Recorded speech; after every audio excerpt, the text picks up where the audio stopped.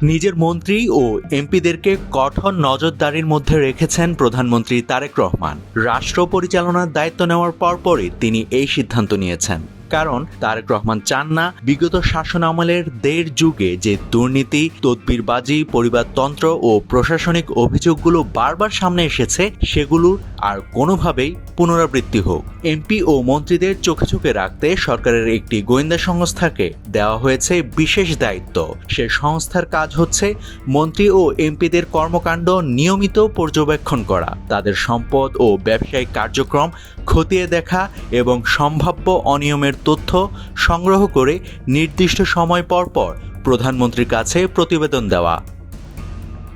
সূত্র বলছে, প্রতি 2 সপ্তাহ পর পর একটি আপডেট প্রধানমন্ত্রীর কাছে দেওয়ার ব্যবস্থা চালু করা হয়েছে।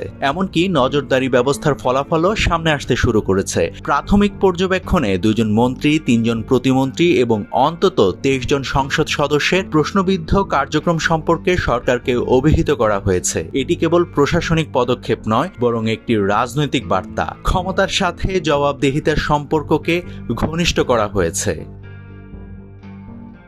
এদিকে এই কাজের অংশ হিসাবে সচিবালয় ও মন্ত্রণালয় কেন্দ্রিক তদবিরবাজদের একটি পূর্ণাঙ্গ তালিকা তৈরির নির্দেশ দেওয়া হয়েছে। খুবই গুরুত্বপূর্ণ তথ্য হচ্ছে, এই তালিকা আবার অন্য একটি প্রতিষ্ঠানের মাধ্যমে ক্রস চেক করার ব্যবস্থাও রাখা হয়েছে, যেন কোনোভাবেই পক্ষপাতের সুযোগ না থাকে। এই থেকে বোঝা যাচ্ছে তারেক রহমান এবার তার সরকারকে দুর্নীতিমুক্ত রাখতে কতটা সচেতন। অন্যদিকে সরকারের অভ্যন্তরীণ আলোচনায় একটি বিষয় স্পষ্ট হয়ে গিয়েছে, অতীতের শাসনামলের ভুল ত্রুটি যেন পুনরাবৃত্তি না হয় এই ব্যাপারে একটি সিদ্ধান্তে পৌঁছেছে তারা।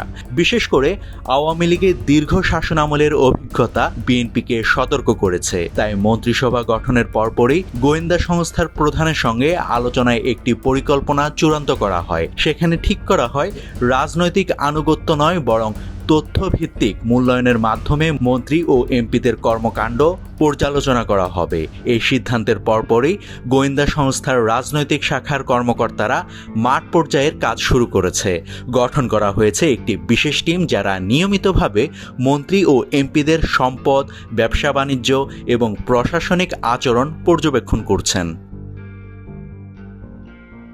নজরদারির একটি গুরুত্বপূর্ণ বিষয় হল সচিবালয়ের অভ্যন্তরীণ চলাচল পর্যবেক্ষণ করা। মন্ত্রী ও প্রতিমন্ত্রীদের রুমে কারা প্রবেশ করছে, তাদের পরিচয় কি, অতীতে তাদের কর্মকাণ্ড কি ছিল, এসব তথ্য সংগ্রহ করা হচ্ছে। যদি কোনো ব্যক্তির নাম তদবিরবাজের তালিকায় পাওয়া যায়, তাহলে সংশ্লিষ্ট মন্ত্রী বা এমপিদেরকে সরাসরি সতর্ক করা হচ্ছে।